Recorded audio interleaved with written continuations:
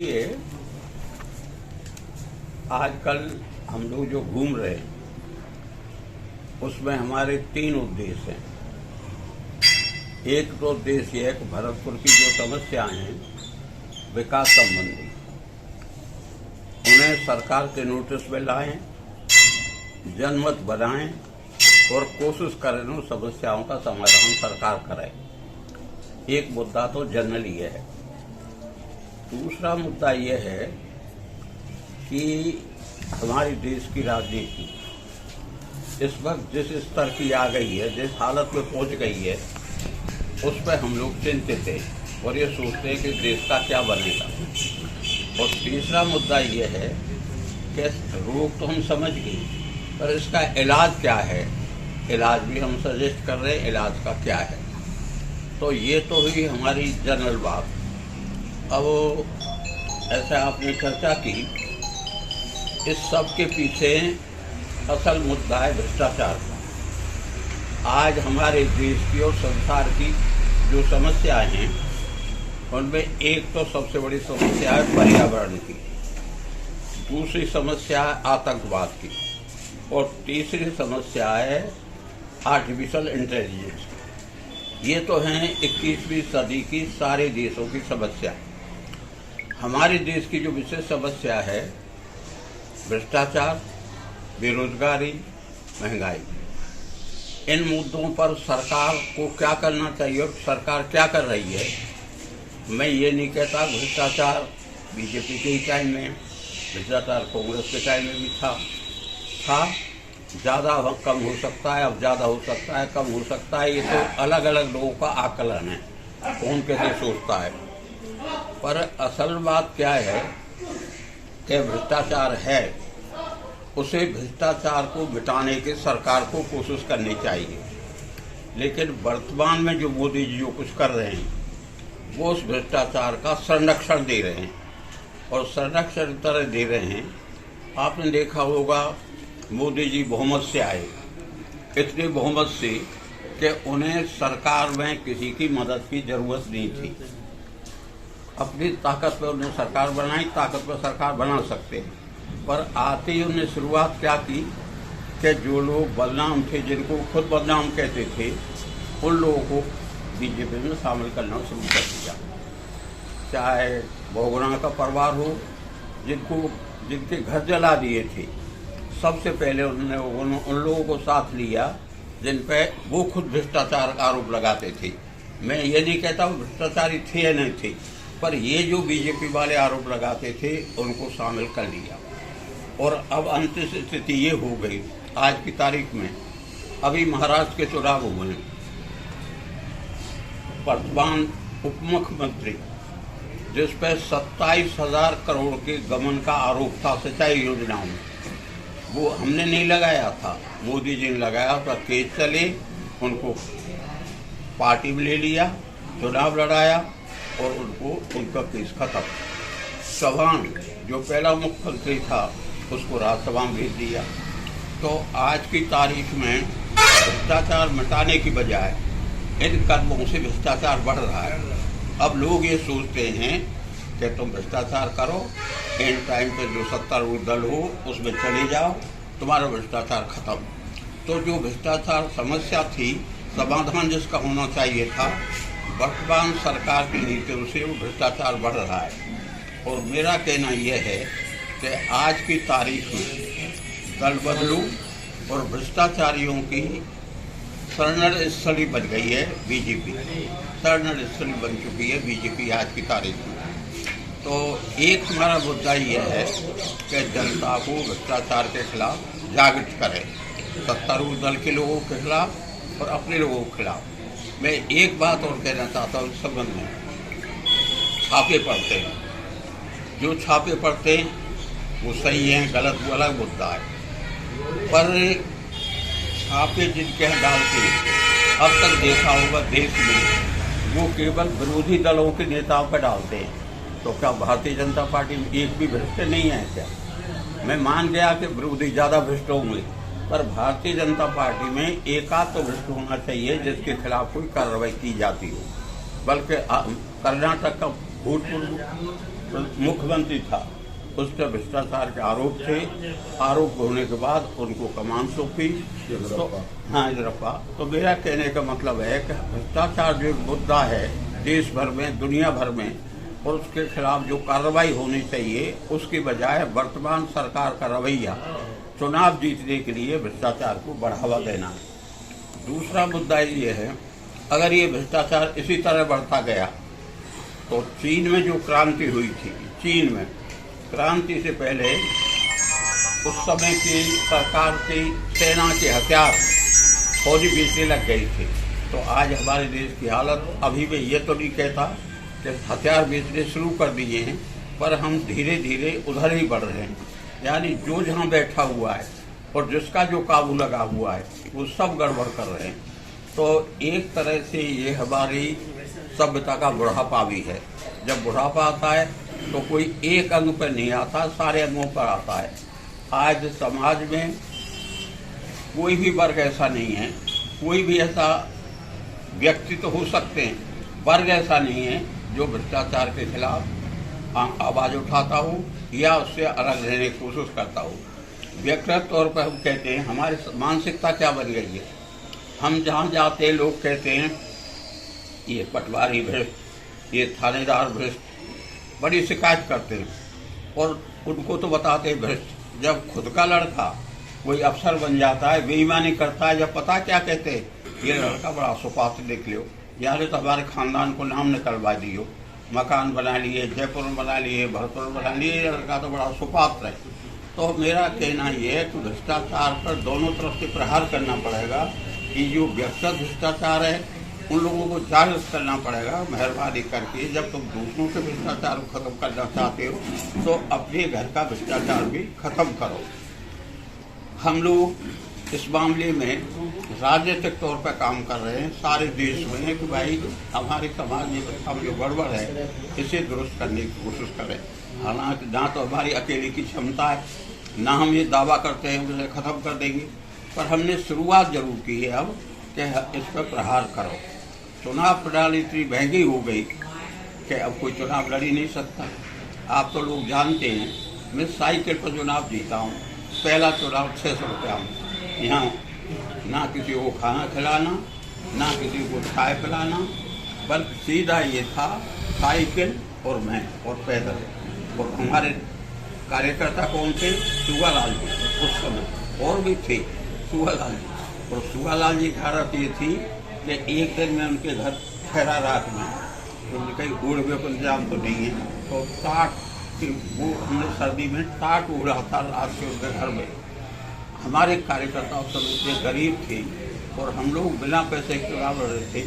अब आज चुनाव प्रणाली ऐसी बना दी है कि एक विधायक कम से कम किसी भी सूरत में 5-4 करोड़ से कम नहीं खर्च करता।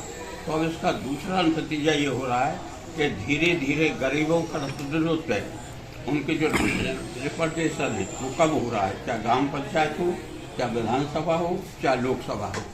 तो मेरा एक तो कहना यह है कि हम चीन की तरफ, तो अभी चीन की तरह क्रांति की बात तो मैं नहीं कहता हूँ, पर हम उस तरफ बढ़ रहे हैं कि उस सभी अंगों में भ्रष्टाचार व्यापक हो गया है। आपने जो जिक्र करी अभी तरह तरह की समस्याओं का, वो सब भ्रष्टाचार का ही अंग है। अगर भ्रष्टाचार नहीं होता तो न्याय क्यों नहीं मिलता? सब अन्याय कर रहे हैं। तो एक चुनौती है जिस पर हम काम कर रहे हैं।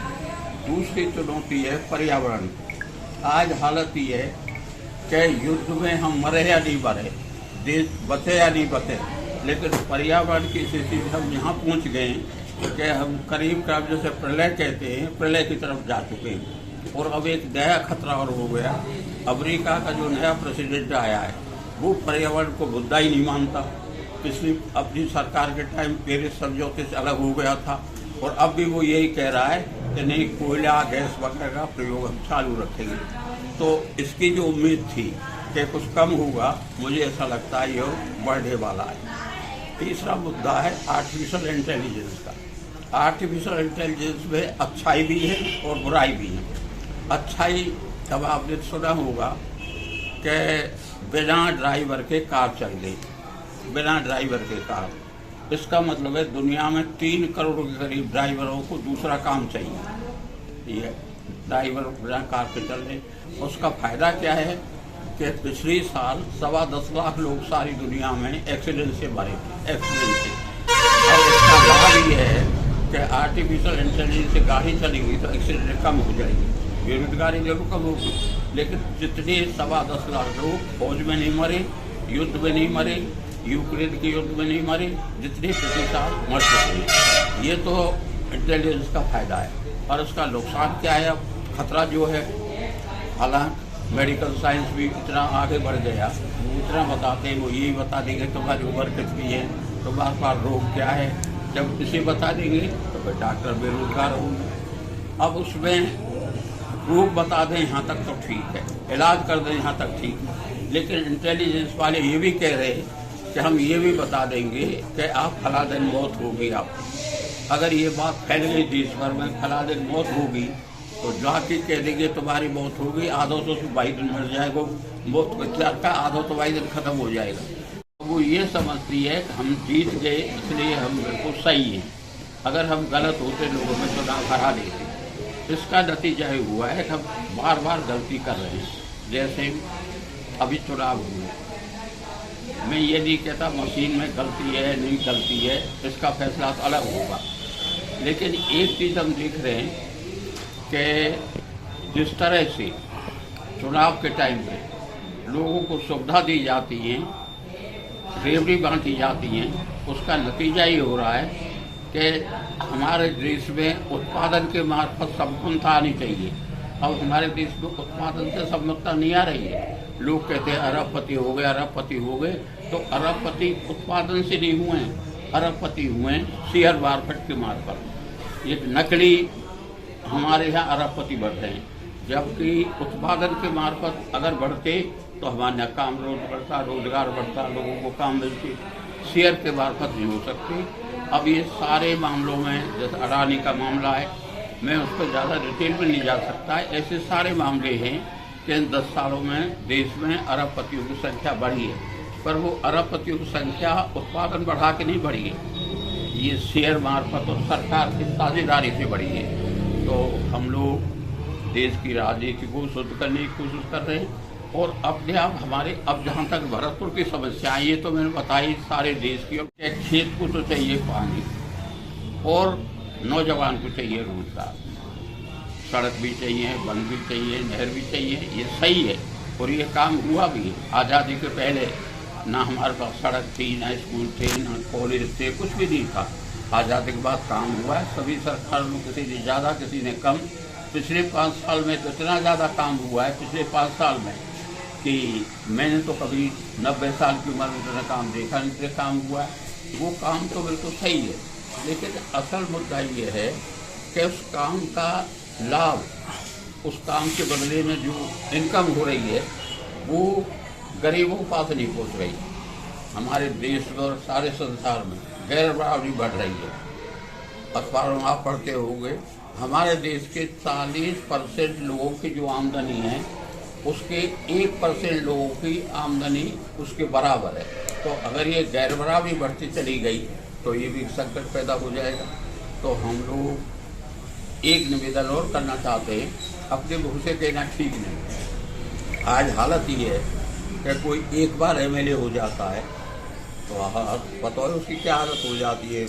एक मकान जयपुर, एक मकान भरतपुर, एक मकान दिल्ली, पता नहीं कितनी संपत्ति अर्जित कर जाती। अब वो कोई भी राजनीतिक दल इस पर ज़्यादा ध्यान नहीं दे रहा है, केवल चुनाव जीतो। चुनाव कैसे जीतो, कैसे जीतो, चुनाव जीतो। सरकार बनाने का उद्देश्य था हमारे देश में गरीबी मिटाना, बेरोजगारी मिटाना, भ्रष्टाचार मिटाना, सारे संसार में यही है। अब दुनिया के और देशों में भ्रष्टाचार में ये नहीं कहना भ्रष्टाचार नहीं है, पर जैसे कुछ देश है दुनिया के ना भ्रष्टाचार शून्य, उनने अपनी हालत को सुधार लिया, नॉर्वे, स्वीडन, डेनमार्क वगैरह। तो जब वो अपने देश की हालत सुधार सकते हैं तो हम भी सुधार सकते हैं।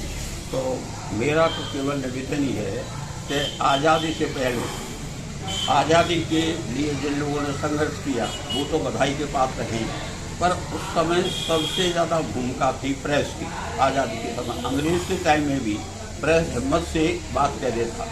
आज स्थिति है हिंदी अखबारों में तो कुछ आता ही नहीं, कुछ भी केवल एक इंडियन एक्सप्रेस है जो कभी कभी सरकार की खराबियों की जानकारी देता है, दूसरे अंग्रेज अखबार भी नहीं देते।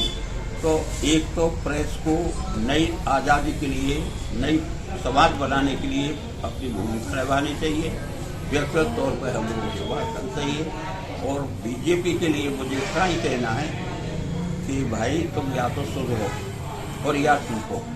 सुधरो और टूटे का मतलब क्या है कि हमारे कहने से बीजेपी सुधरे।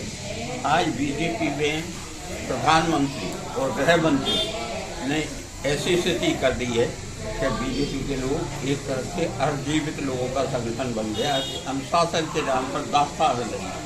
आज जैसे ये घटना हो रही है, भ्रष्टाचारी को शामिल करना, दलबदलुओं को शामिल करना, इसमें बीजेपी से आवाज़ उठनी चाहिए, नहीं उठ रही आवाज़, नहीं उठ रही है।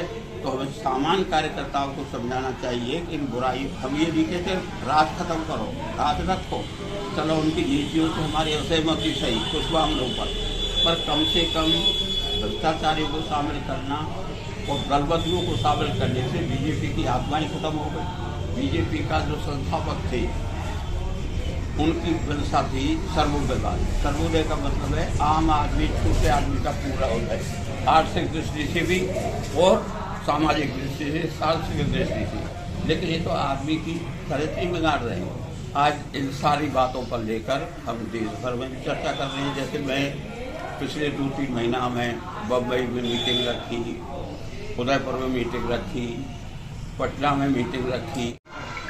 और जब मैंने ये लड़ाई शुरू की तो हमने योजना की लड़ाई नहीं लड़ी थी, हमने तो लड़ाई इस बात पर लड़ी थी कि कोटा बंद जब भर जाता था तो उस पानी को छोड़ते थे समुद्र में। तो मैंने 2007 में सबसे पहले उस समय की मुख्यमंत्री जी वसुंधरा जी, मैंने उनसे ये कहा था जिस पानी को आप समुद्र में छोड़ते हो उस पानी को गंभीर नदी में डाल दो। पहले तो साल भर ही चर्चा रही पानी कहाँ है, तो मैंने वसुंधरा जी के नाम कोटा का मांग रहे, नाम बारह का मांग रहे, हम तो उस पानी को मांग रहे हैं जैसे आप समुद्र में छोड़ते हो। खैर साल भर बाद योजना बनी तो लोग कहने लगे हम इस पानी को तो नहीं देंगे, आपको पानी दे देंगे। तो हमने कहा हमें तो पानी चाहिए, इस और उससे हमें कोई मतलब नहीं। तो भरतपुर में हम उसको सफल हुए। 7 वर्ष 2007 से 16 तक हम लड़ते रहे और हम दोनों ही बात में लड़ते रहे। भरतपुर में शामिल करा लिया और उससे राष्ट्रीय योजना बनाने के लिए हम लोगों ने संघर्ष किया। अब हम दूसरी लड़ाई ये लड़ रहे हैं आजकल। अब इसमें 16 साल में इतनी सफलता मिली है कि योजना तो सफल हो गई, योजना तो 16 में ही पूरी हो गई थी, पर चूक वसुंधरा जी में और प्रधानमंत्री ने शायद मत भेज रहे और यहाँ कांग्रेस की सरकार थी तो उनने इस मामले को अटका दिया। इस मामले में अशोक गहलोत को धन्यवाद देता हूँ। केंद्र सरकार ने चिट्ठी लिखी इस योजना को बंद कर दिया।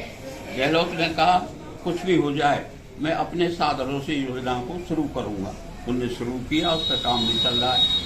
अब आज की तारीख भी ये है, कह तो रहे हैं हमने सब कुछ कर दिया, पर आज तक मुझे जानकारी नहीं है कोई नया बजट मिला हो या इस योजना में कुछ आगे काम बढ़ा हो। अब प्रधानमंत्री आ रहे बतलाए, वो कुछ घोषणा करेंगे, जब पता लगेगा। तो हमारा इस संबंध में तो कहना ये है कि इस योजना को पूरा करो और पहले चरण में भरतपुर को शामिल करो। ERC में पहले चरण में, अगर इसे दूसरे चरण में शामिल किया तो बहुत देर लग जाएगी। अब हमारी बात चलेगी या नहीं चलेगी वो अलग मुद्दा है, पर हमने ही मुद्दा उठा रखा है। दूसरा मुद्दा था हमारे यहाँ जमुना के पानी का। जमुना की जब पानी की बात थी, जब रियासत थी और रियासत का विलीनीकरण हो रहा था तो हम लोग यूपी में मिलना चाहते थे, क्योंकि हमारी जांच रिश्तेदारी भी यूपी में थी, हमारी बोलचाल भी यूपी में थी और वहाँ पानी था। पर उस समय एक शंकर राव देव कमीशन बना और शंकर राव देव कमीशन भरतपुर में आया तो हमने उस समय भी भरतपुर को यूपी में लाने की बात कही थी। पर क्योंकि राजाओं को उस समय सरकार नाराज़गी कर सकती थी और भरतपुर के राजा ने कहा मैं तो अपने भाई बंधु रहना चाहता हूँ। खैर वो शामिल हो गए, वो पानी का मामला हमारा पीछे चला गया। लेकिन उसके बाद राज बहादुर जी की मेहनत से वो समझौता हुआ और समझौता हुआ इस बात पर कि 12 से क्यूसेक पानी भरतपुर को दिया जाएगा। समझौता है हमारा। अब उसमें से 7 क्यूसेक पानी तो हमें मिल रहा है और 5 क्यूसेक पानी आज तक भी नहीं मिल रहा है। और उसको भी हमने चलवाया, एक आंदोलन करके हमने चलवाया। आप चले जाओ सिलसिली वगैरह इन गाँवों में आपको बता देंगे हमारी लड़ाई से पानी मिला है। तो एक ERCP का, दूसरा जमुना का। अब हमने तीसरी बात ये उठा रखी है कि पांचरा बंद, ये बना कैसे। मैं जब यहाँ से चुनाव हारा तो भरतपुर में चुनाव लड़ा, और भरतपुर में चुनाव लड़ने के लिए जैसा आप लोग जानकारी में हर गांव जाता था, तो जब मैं ऊंचे गांव में गया तो वहाँ के सरपंच थे रोशन लाल जी ठीक। उस समय यहाँ 4 कारखाने थे, 10,000 लोग काम करते थे। अब कारखाने बंद, और वो कहते हैं NCR की वजह से बंद रहेंगे। तो NCR को है गए बंद, तो भाई इसे हटाओ, और नहीं हटाओ तो NCR के लागू होते इस वक्त अब तक सरकार ने कोई योजना क्यों नहीं दी। अब हमारे मुख्यमंत्री आए हैं भरतपुर के, तो इतनी आशा तो हम करते ही हैं कि पानी का बंटवारा शायद हो जाए और रोजगार पर काम मिल जाए। अब हम एक आशा और नहीं करते, ये भरतपुर के मुख्यमंत्री नहीं है, मुख्यमंत्री है राजस्थान के। तो मैं ये नहीं कहता सारे काम भरतपुर में हो जाएंगे, ऐसे ही हम अनुचित मांग भी नहीं कर रहे हैं। पानी के बंटवारा, रोजगार और एग्रीकल्चर यूनिवर्सिटी, इन 3 बातों पर जोर दे रहा हूँ कि ये काम होने चाहिए।